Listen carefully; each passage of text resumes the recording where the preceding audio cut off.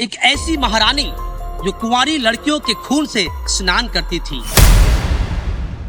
आखिर क्यों, आखिर कैसे वो कुंवारी लड़कियों को अपने जाल में फंसाती थी? कौन था वो शख्स जिसने रानी को ऐसी सलाह दी कि वह खून से स्नान करे? और कैसे रानी ने 600 लड़कियों की हत्या की और उसके खून से स्नान किया? दोस्तों, यदि आप इसकी सच्चाई को जानना चाहते हैं तो बने रहें इस वीडियो के अंत तक।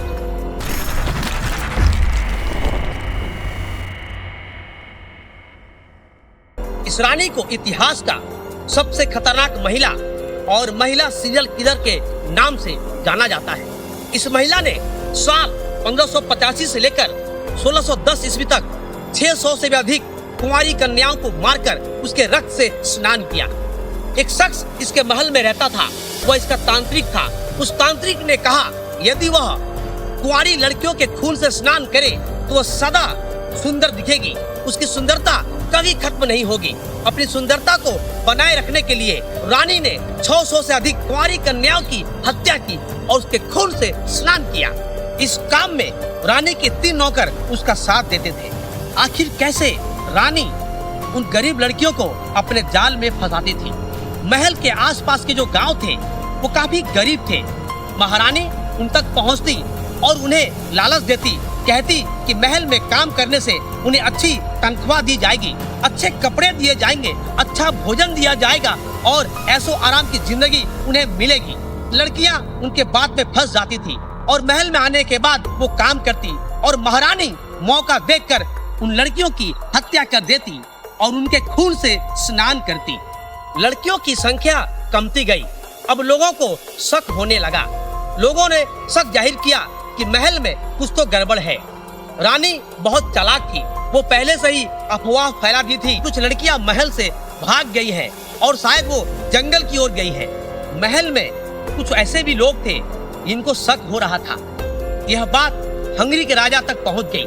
उन्होंने इस बात की जांच करने के लिए एक दल बनाया। वह दल महल में पहुंचा। शुरू में तो उन्हें विश्वास नहीं हुआ ऐसी घटनाएं महल में हो सकती है। जब जांच दल महलों में गए तो शुरू में उन्हें विश्वास नहीं हुआ, लेकिन जब रानी के कमरों को खोला गया तो जो दृश्य सामने थे उनके होश उड़ा दिए। उसने देखा कि जहाँ तहाँ नरकंकाल पड़े हुए हैं, कपड़े पड़े हुए हैं और कहीं कहीं गहने भी हैं। वो समझ गए कि माजरा क्या है, बात क्या है, रानी क्यों अकेली रहती है, रानी क्यों भयभीत थी। इस बात का राज खुल चुका था। अब सारे लोग जान चुके थे कि रानी ने ही बच्चियों की हत्याएं की है और उनके खून से स्नान किया है।